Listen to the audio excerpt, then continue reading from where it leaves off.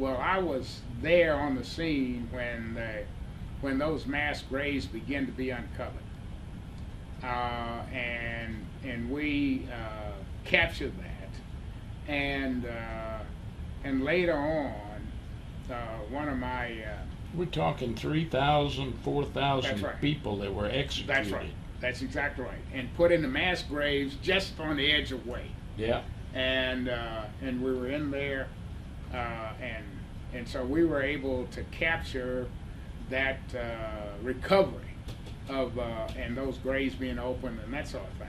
Yeah. And I sort of wrote the story, if you will, from the military side, from the PSYOP side of that of that being done. And so later on, I was told by one of my friends who was working G5 stuff and PSYOP stuff down at MACV headquarters, and he told me a year or so. He said, you know, a year or so later, and we were, I guess, at Leavenworth together, and he said, you know, you never know, you don't know this, but the information that you provided to us on the mass graves wound up on the president's desk. And I said, you gotta be kidding me. He said, no, I'm telling you, the information you provided wound up in the White House after that was done.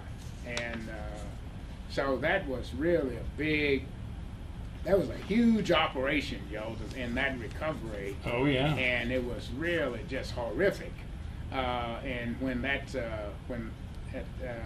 was being done, and families were all gathered around and that sort of thing, and To try to identify their loved ones. And you'd hear, you know, some howling and reaction going on, and somewhere in the vicinity of where it was going, it was obviously some family had recovered somebody that they, you know, that had been identified for them and that sort of thing. So it was, and we really, we exploited that thing to a fare thee well. I built the biggest campaign that I did over there around those massacre. That massacre that took place, yes.